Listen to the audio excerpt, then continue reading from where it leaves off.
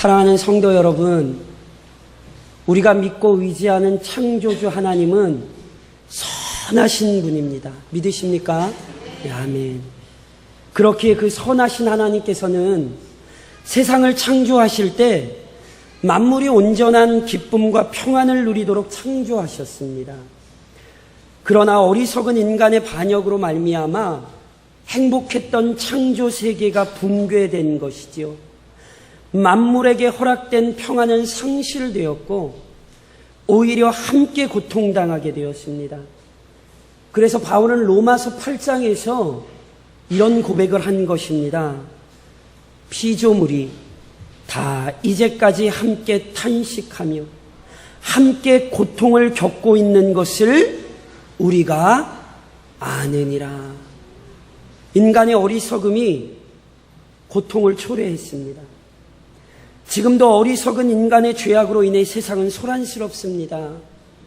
무엇보다 참된 행복이 무엇인지 이해하지 못하고 그것을 추구하는 방법도 잘못되었기에 참된 행복과는 점점 더 멀어지고 혼란만 더욱 가중되는 것이 현실입니다.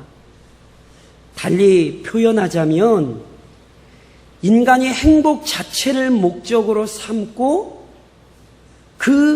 그것을 목적으로 알고 그것을 추구하는 것이 문제입니다. 지난 시간에도 설명드렸듯이 단언컨대 행복은 목적이 아닙니다. 행복은 하나님께서 세우신 질서에 순종할 때 자연스럽게 발생하는 결과입니다. 그러므로 행복을 얻기 위해 살아가는 인생이 되어서는 안 됩니다. 오히려 먼저 하나님의 뜻에 순종하십시오. 그러면 행복해집니다. 믿으십니까? 그리고 이미 수차 말씀드렸듯이 하나님께서는 그의 자녀들이, 하나님의 백성들이 행복한 삶을 살기를 원하실까요? 안 원하실까요? 그쵸, 믿으시죠? 그래서 행복한 삶을 정말 살자고 지금 이 말씀을 함께 살펴보는 것입니다. 우리가 행복하기를 원하시는 아버지 하나님의 마음과 뜻을 기억하며 주님께서 주신 참된 행복에 관한 가르침을 살펴보고 있지요. 세상이 욕망하는 거짓 행복이 아니라 성경이 약속한 참된 행복에 대해 듣고 있습니다. 진정으로 행복한 삶이 무엇이며 그것이 어떻게 실현되는 것인지를 함께 확인하고 있는 것이죠. 오늘 본문은 우리에게 또 하나의 행복을 증언합니다. 긍휼히 여기는 사람이 행복합니다. 그렇다면 도대체 긍휼이 뭘까요? 긍휼이. 앞서 계속 설명드렸듯이요. 팔복은요, 분명한 영적인 질서 안에서 설명되어지고 있습니다. 그러니까 이러한 의미에서 긍휼의 의미를요, 우리는 앞선 복들과 연관하여 이렇게 이해할 수 있습니다. 앞서 이런 말씀을 드렸죠. 참으로 행복한 사람은요, 자신의 연약함을 인정하는 사람입니다. 다시 얘기하면 심령이 가난한 사람입니다. 그런데 이 모든 연약함은요, 인간의 모든 어리석음은요, 근본적으로 죄로 인해 발생하는 것입니다. 그러므로 자신이 연약함을 아는 심령이 가난한 사람은 바로 그 죄로 인해 슬퍼합니다. 즉 애통하는 사람이 됩니다. 더 나아가서 이러한 경건한 슬픔을 가진 자는 당연히 그 모든 연약함, 그 모든 죄를 해결하시는 하나님의 말씀에 귀를 기울이죠. 그분의 말씀에 유순해집니다. 그리고 자신처럼 죄로 인해 고통당하는 사람들을 너그럽게 이해합니다. 즉 그는 마음이 온유합니다. 그리고 이러한 마음의 온유함은 당연히 자신의 모든 연약함을 새롭게 하시는 하나님만 의지하는 거죠. 자신을 의지하지 않아요. 이 사람의 관심은 언제나 하나님과의 관계를 온전하게 유지하는 것이며 오직 하나님의 영광을 위해 살아가고자 하는 소망이 있습니다. 그게 무엇입니까? 의에 줄이고 목마른 것이지요. 그리고 이처럼 의에 줄이고 목마른 사람을 하나님께서 이처럼 영적 갈증과 줄임을 가지고 있는 사람을 누가 먹이십니까? 우리 하나님이 먹이십니다. 그래서 그는 배부릅니다. 그러니까 다시 말씀드리면 이런 거예요. 심령이 가난하고 애통하며 그 마음이 온유하여 의에 줄이고 목마른 자는요, 끊임없이 하늘의 위로와 소망을 경험하는 사람입니다. 그에게는 날마다 아버지이신 하나님의 도움이 채워집니다. 그러니 행복하겠습니까? 안 행복하겠습니까? 당연히 행복하지요. 그런데 이처럼 하나님께서 그에게 채우시는 은혜는 한 번으로 끝나는 것이 아니라 지속됩니다. 비가 계속 오면 어떻게 되죠? 홍수가 나죠. 당연합니까? 안 당연합니까? 당연하죠. 마찬가지입니다. 하나님의 은혜가 한 사람에게 계속 쏟아부어지면 그 사람은 홍수가 납니다. 무슨 얘기인지 이해하십니까? 그 은혜가 마르지 않는 은혜이기 때문에 그 은혜가 그 사람 안에만 머무르는 게 아니라 그 사람 안으로부터 차고 흘러 넘치게 되어 있는 거예요. 그리고 이때 하늘을 향하고 있던 이 사람의 시선은 동시에 아직 크신 은혜를 알지 못하여 방황하는 자들에게도 향하게 되는 거예요.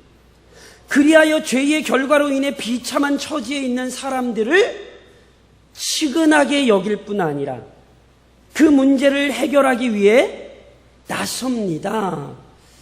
그래서 이것을 매튜 헨리라고 하는 아주 탁월한 우리의 믿음의 선배요 성경 주석가는 이렇게 설명을 했어요. 긍휼히 여기는 자란 비참한 상태에 있는 사람을 향하여 경건한 사랑을 품고 그들을 불쌍히 여기고 돕고 구제해주는 자들이다. 아주 긍휼을 잘 설명했습니다.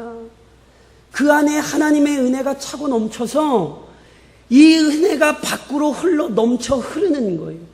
그는 다른 사람들을 보면 그 사람들을 참으로 어여삐 여길 뿐 아니라 마음만 그렇게 어여삐 여기는 게 아니라 마치 하나님이 그에게 큰 은혜를 베풀어 주셨듯이 그 은혜에 이끌려 은혜를 베풀며 다니는 사람이 되는 것입니다.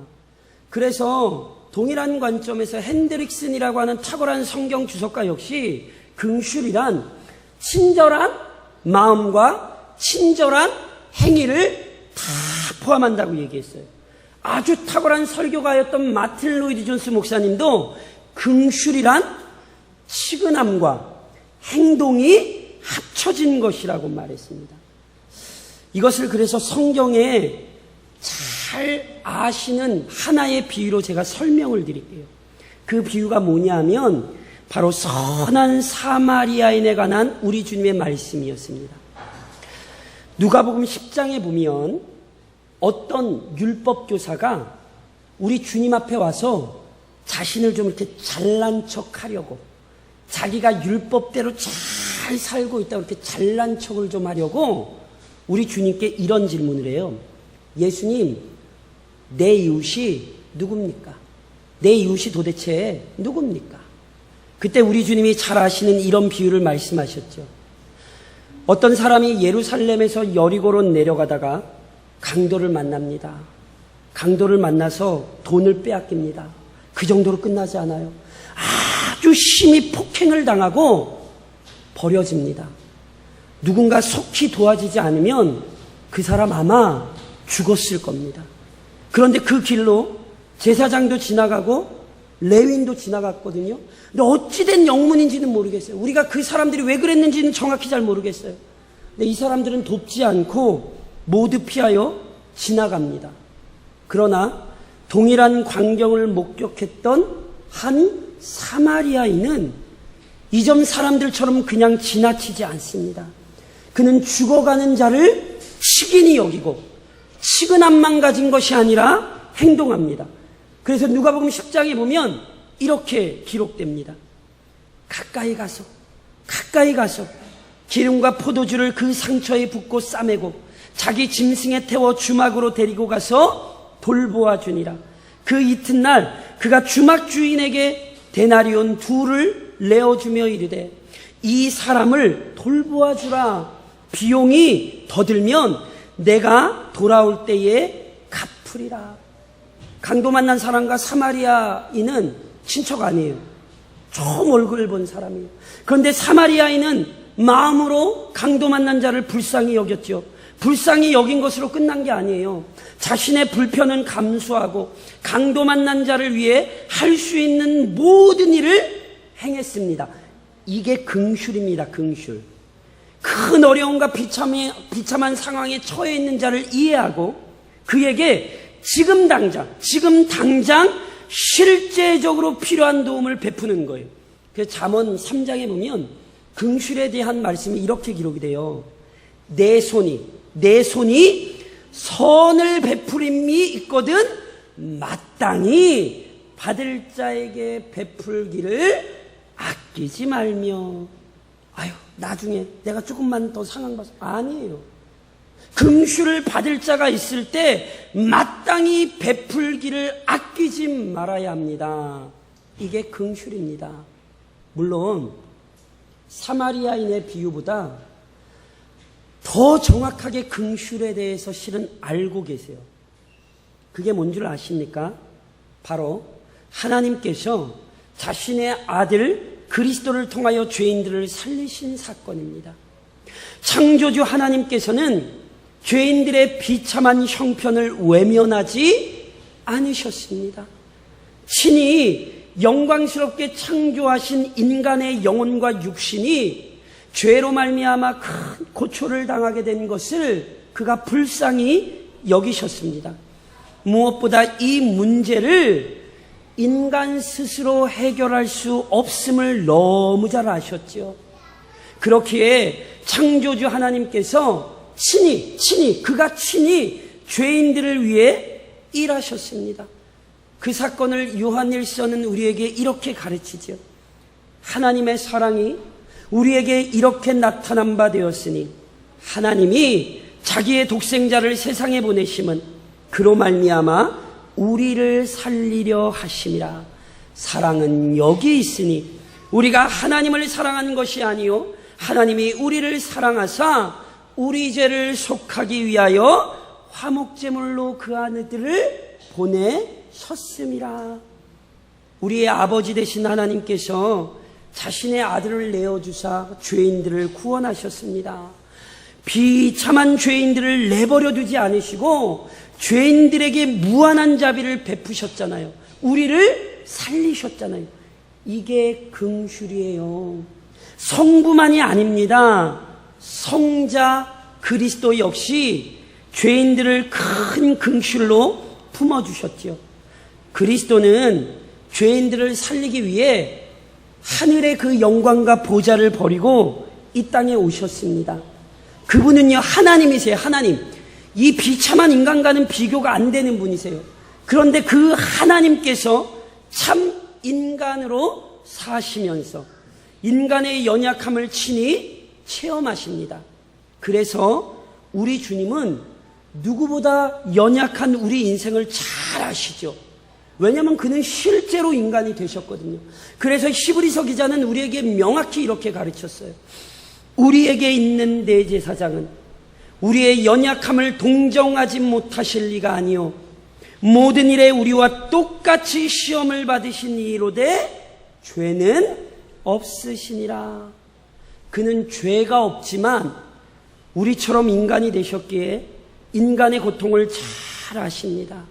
인간의 연약함을 친히 체휼하셨기에 우리의 모든 어려움을 그가 알고 계십니다. 그래서 그는 실제로 우리를 도우실 수 있는 거예요. 그 긍휼로 인하여 죄인들을 도우시되 자신의 목숨까지 내어 주신 것이지요. 이것이 바로 긍휼입니다. 그리고 지금 제가 설명드린 것처럼요, 긍휼은 본래 하나님으로부터 시작된 것입니다. 긍휼이란 본래 하나님의 성품입니다. 그래서 로이드 존스 목사님은 이런 말까지 하세요. 긍휼이란 오로지 하나님에게만 적용되는 형용사라는 사실을 기억해야 한다. 아주 멋진 말입니다. 긍휼은 실은 누구에게만 적용될 수 있다고요? 하나님에게만 적용될 수 있다는 거예요. 그러니까 보세요. 이런 의미에서요, 긍휼한 자는 이미 행복한 사람이에요. 왜냐하면 다른 복들이 이미 그러하듯이 긍휼 역시 죄에 사로잡힌 인간에게 나올 수 있습니까? 없습니까? 나올 수 없습니다. 죄인들은요, 긍휼을 베풀 수 없어요. 그러니까 실제로 성경적인 의미에서 긍휼을 베풀 수 있다는 것은 그가 이미 하나님의 자녀가 되었고 성령께서 이미 그의 안에서 역사하신다는 증거입니다. 그렇기에 긍휼히 여기는 자가 이미 행복한 사람이에요. 그는 이미 풍성한 복을 받은 자예요. 게다가 앞선 복들이 그러했듯이 긍휼한 자는요, 더 풍성한 은혜를 누리게 됩니다. 그것이 본문에 이렇게 표현됐죠. 긍휼히 여기는 자가 긍휼히 여김을 받습니다. 긍휼히 여김을 다시 받는 것, 이것은 참 큰 행복입니다. 왜냐하면요, 앞서도 계속 설명드렸잖아요. 제가 여쭤볼게요. 구원받은 자들이 완전합니까? 불완전합니까? 예, 불완전합니다. 구원받은 자들 역시 여전히 인간의 안에 죄의 소욕이 남아있고 악한 사단과 세상이 하나님의 자녀들을 가만히 내버려 두지 않지요. 그래서 자신의 연약함을 인식하는 심령이 가난한 상태나 자신의 죄로 인해 슬퍼하는 경건한 슬픔은 지속되는 거라니까요. 온유한 마음은요, 한 번 하나님의 말씀을 받고 끝나는 게 아니에요. 온유한 사람은 끊임없이 하나님의 말씀을 받고 있는 사람이에요. 의에 줄이고 목마른 상태 역시 멈출 수 없습니다. 그리고 이러한 의미에서 이처럼 연약한 상태에 있기에 긍휼히 여김을 받는 것이 무엇보다 중요한 거예요. 즉 이미 긍휼을 얻은 자이나 우리는 여전히 긍휼이 필요한 존재거든요. 때로 연약함으로 인해 죄에 빠지는 순간 먼저 긍휼이 필요하죠. 요 옆에 얼마 전에 가게가 하나 생겼어요. 근데 그 가게 간판에 혹시 뭐라고 되어 있는지 보셨어요?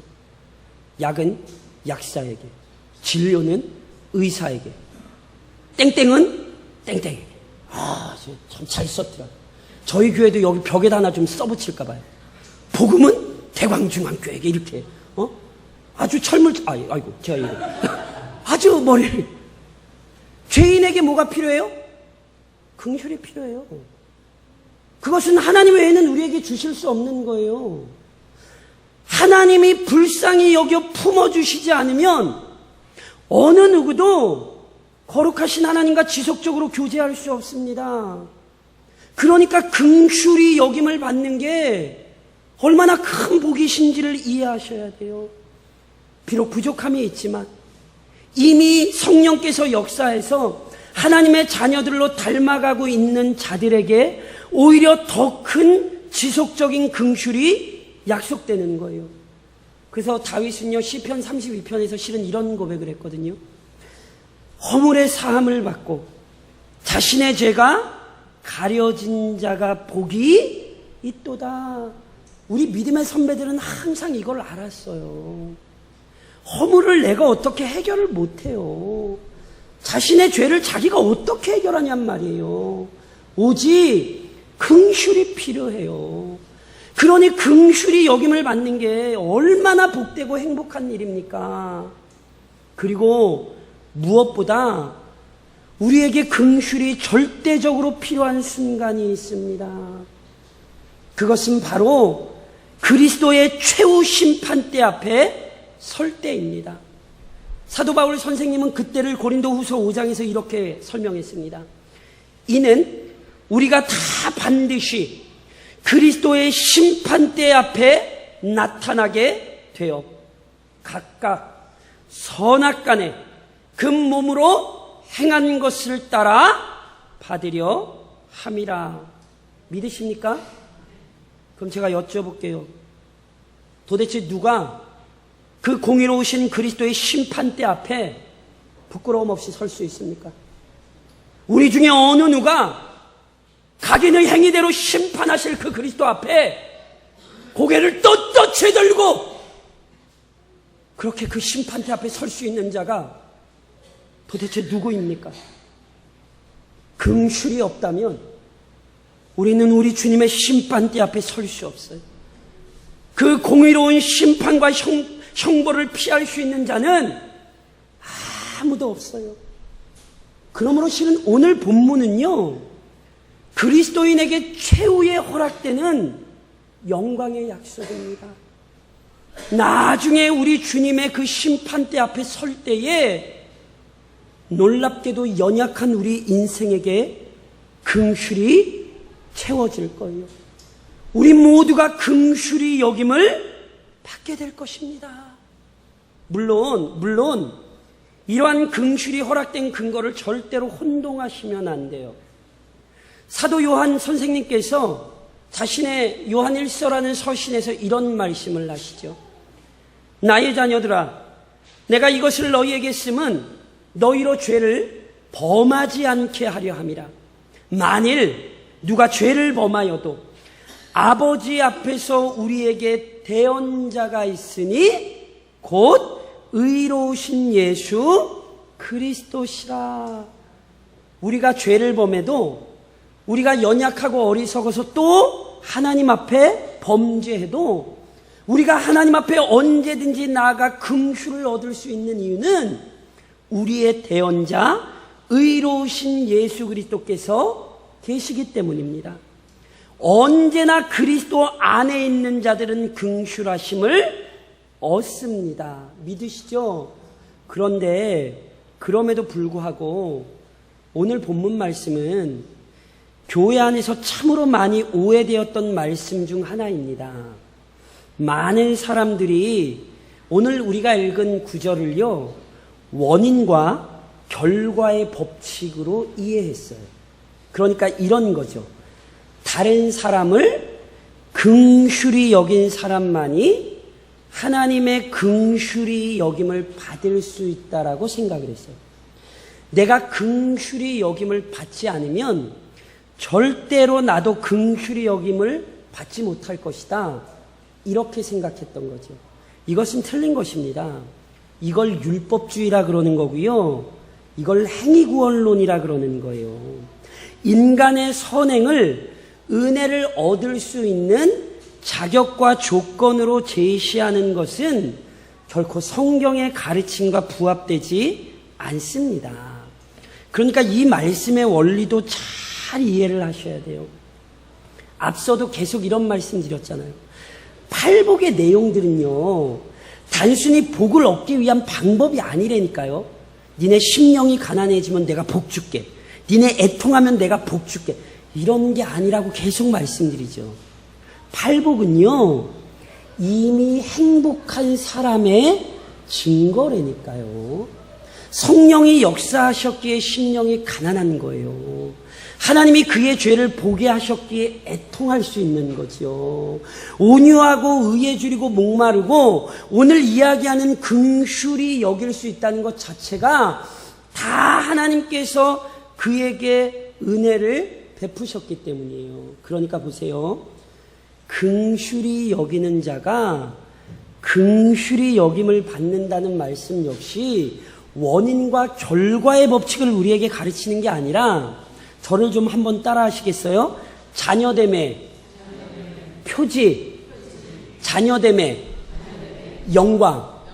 조금 달리 말씀드리면 자녀가 되었기 때문에 긍휼히 여길 수 있는 것이고, 자녀이기에 긍휼히 여길 수 있는 거예요. 이 말씀을 실은 마태복음 18장에 나온 비유가 우리에게 잘 설명해 줍니다. 마태복음 18장에 보면 이런 비유가 나와요.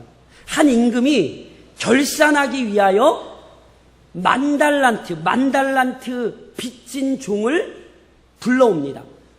제가 여쭤볼게요. 만 달란트가 얼마게요?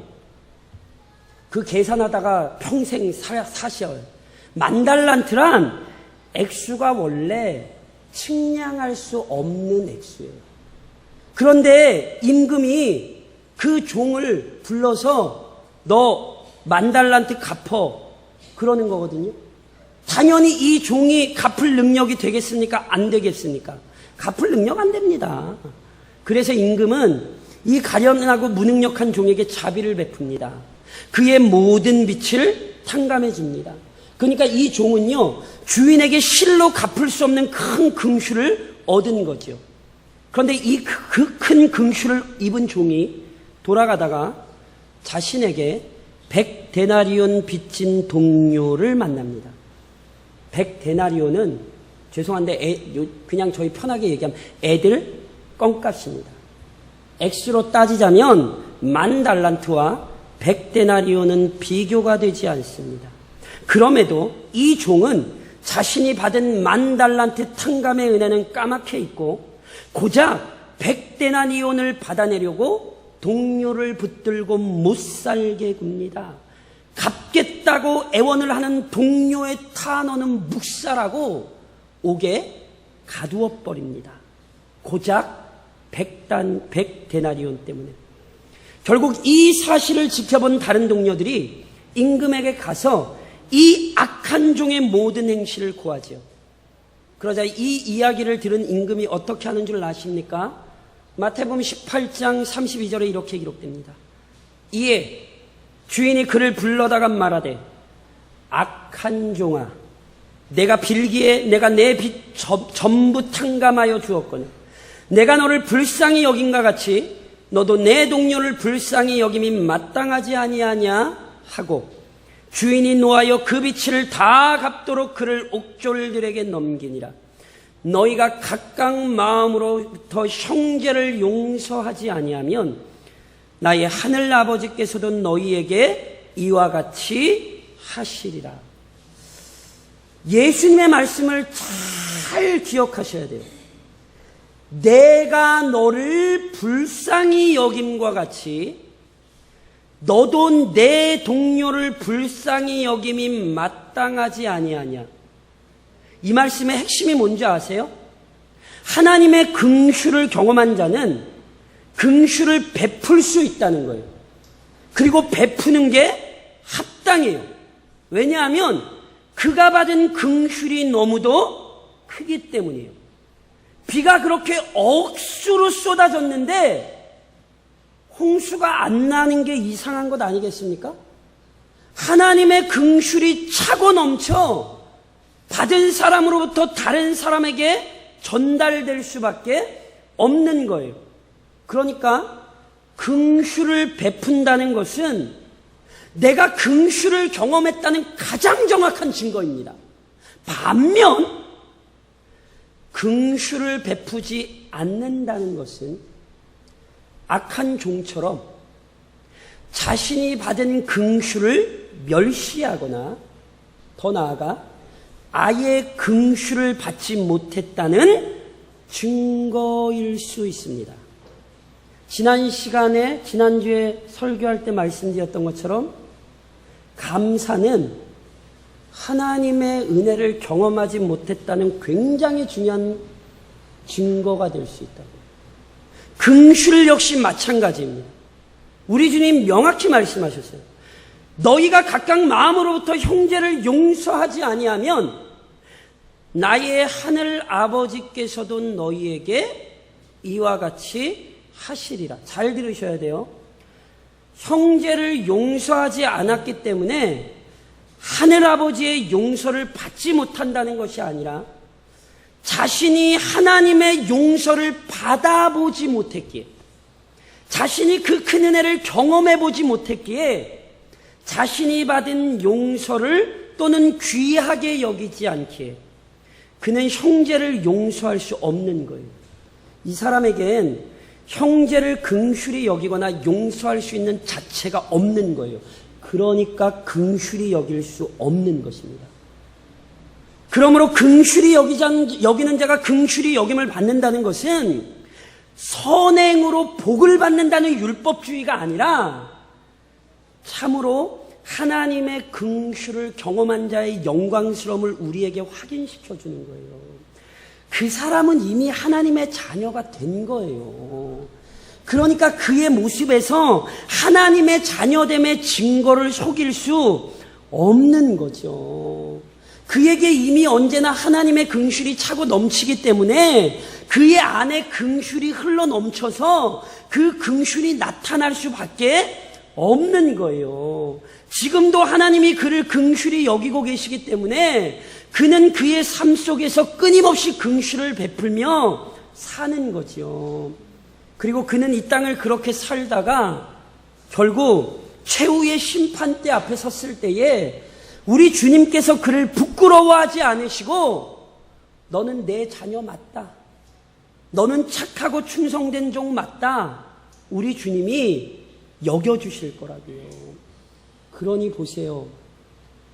내 안에 긍휼이 있는 자가 어찌 행복하지 않겠습니까? 그것이 하늘로부터 그에게 채워지는 것인데 어찌 그 사람이 복된 사람이 아니겠습니까? 그러므로 사랑하는 성도 여러분, 우선 자신의 삶을 잘 점검하십시오. 절 보세요. 묻겠습니다. 지금 긍휼을 베풀고 계십니까? 아니면 긍휼의 마음을 묶어두고 계십니까?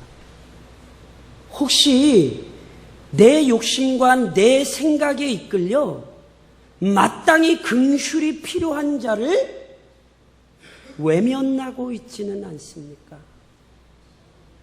제가 선한 강도 만난 자를 피해간 제사장과 레위인을 만나면 한번 물어보고 올 텐데 어디 있는지를 못 찾겠어가지고 묻지를 못하고. 근데 아마 나름대로 이유는 다 있었겠죠? 우리가 혹시 그러지 않는가를 보셔야 된다니까요. 오히려 긍휼이 필요한 자를 더 괴롭게 하고 계시지는 않습니까?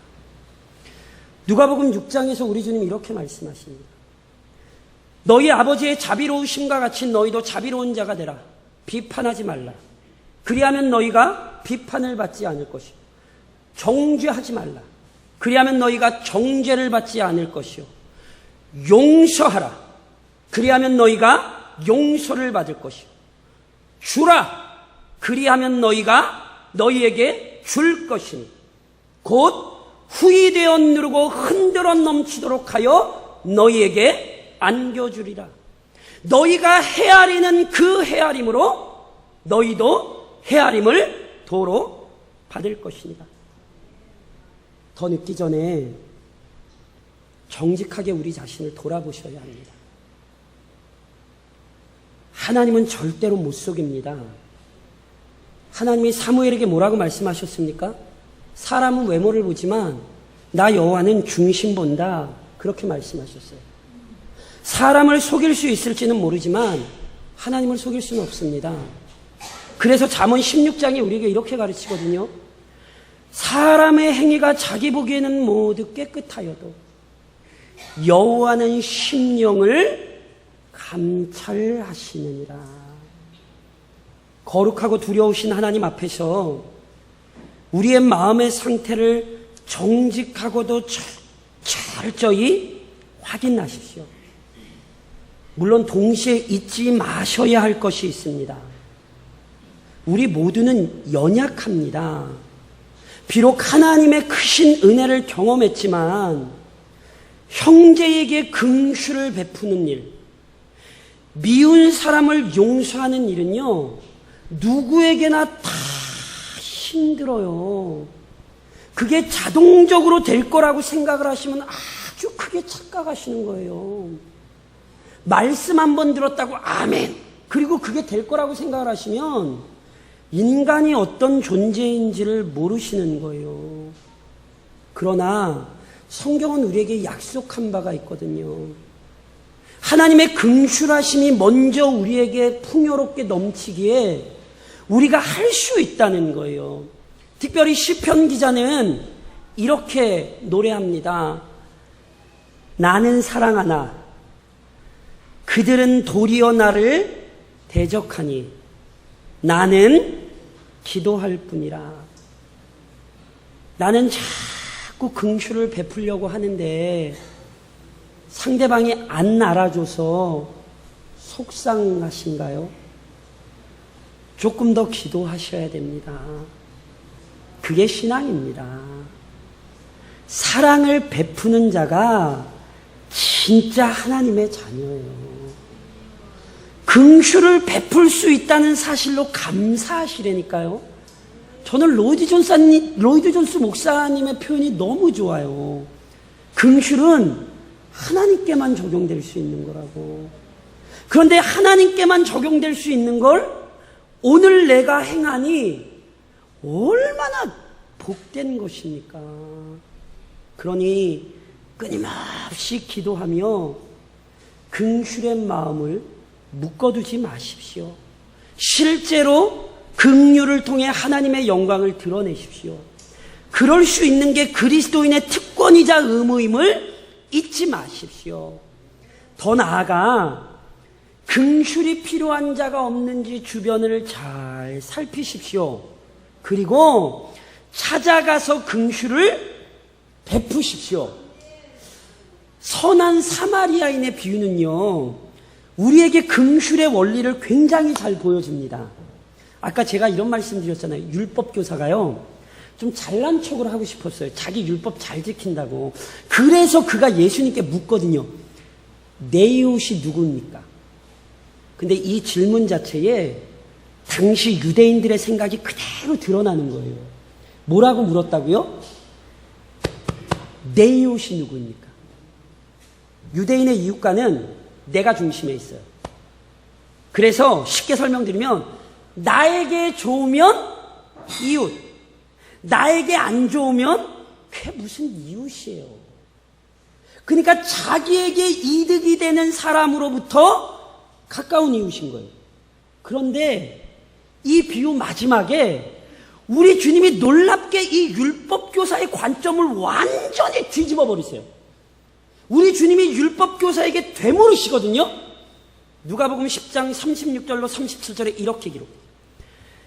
내 생각에는 이 세 사람 중에 누가 강도 만난 자의 이웃이 되겠느냐? 이르되 자비를 베푼 자니이다. 예수께서 이르시되 가서 너도 이와 같이 하라. 내 이웃 누구예요? 이렇게 물었는데 우리 주님은 뒤집으세요. 야, 누가 도대체 저 사람의 이웃이 되어줄래? 그리고 너도 이와 같이 하라. 누가 이웃입니까? 우리의 도움이 필요한 사람이라면 그 사람이 이웃입니다. 나랑 친하니까, 나랑 생각이 같으니까, 나랑 신앙생활을 오래 했으니까. 아니요. 도움이 필요하면 그 사람이 우리의 이웃이에요. 주님의 말씀대로 우리의 생각을 바꾸셔야 돼요. 그래서 마태복음 5장에서도 우리 주님이 이렇게 말씀하셨어요. 너희가 너희를 사랑하는 자를 사랑하면 무슨 상이 있으리요? 세리도 이같이 아니하느냐? 또 너희가 너희 형제에게만 무난하면 남보다 더하는 것이 무엇이냐? 이방인들도 이같이 아니하느냐? 그러므로 하늘에 계신 너희 아버지의 온전하심과 같이 너희도 온전하라. 내 필요에 따라 이웃을 정하지 마시고요. 긍휼이 필요한 자를 살펴보세요. 그리고 그에게 합당한 긍휼을 베푸십시오. 주변에 긍휼이 필요한 자가 얼마나 많습니까? 이번 한 주간도 그들에게 찾아가셔야 되는 거예요. 그리고 마지막으로 긍휼한 삶을 통해 더욱 확신 있는 그리스도인이 되십시오. 무슨 말씀인가 싶으시죠? 주기도문 역시 오늘 우리가 이야기한 원리를 잘 보여준다는 것 아십니까? 예수님이 가르치셨던 그 주기도문에 이런 기도가 있죠. 우리가 우리에게 죄 지은 자를 사하여 준 것 같이 우리 죄를 사하여 주시옵고. 이 말씀도 이렇게 이해하시면 안 돼요. 내가 형제 죄 사해 줬으니까 하나님 내 죄 사해 주세요. 이런 기도 아니에요. 누가 감히 건방지게 자기가 형제의 죄를 사하여서 그걸로 하나님께 사함을 얻을 수 있어요. 이러시면 큰일 나요. 이 구절 역시 이런 의미예요.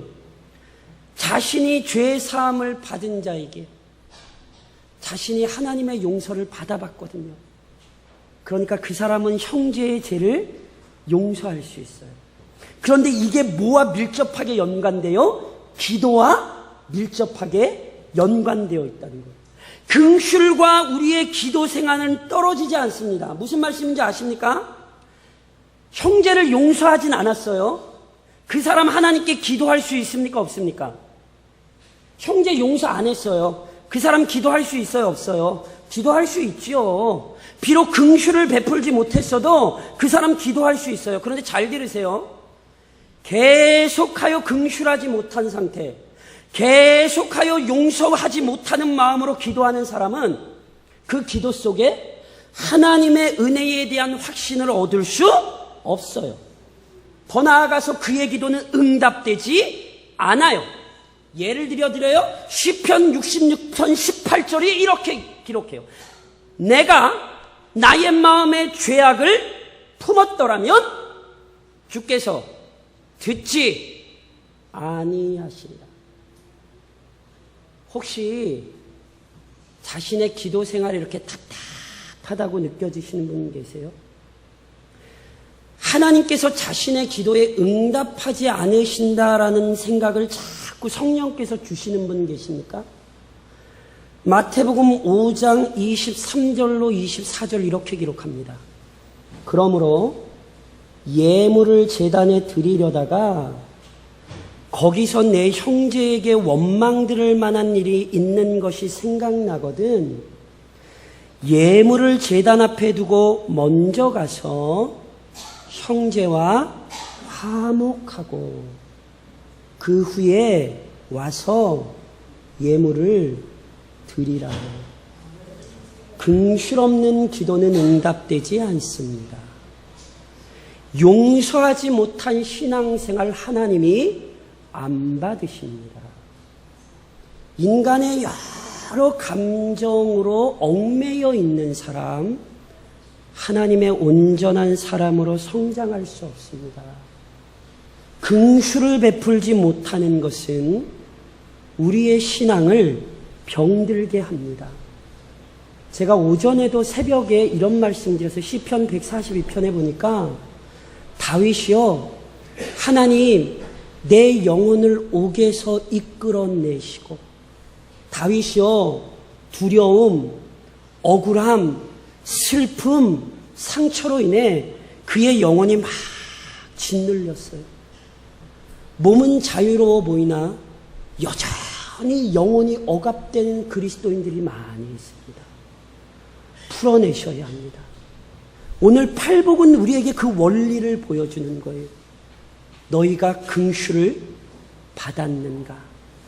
그러면 가서 긍휼하라.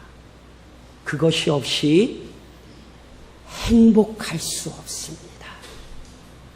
자꾸 행복해지려고 다른 일을 하지 마시고 하나님의 말씀에 따라 긍휼을 베푸십시오. 그러면 여러분은 행복해질 것입니다. 이것이 오늘의 말씀입니다.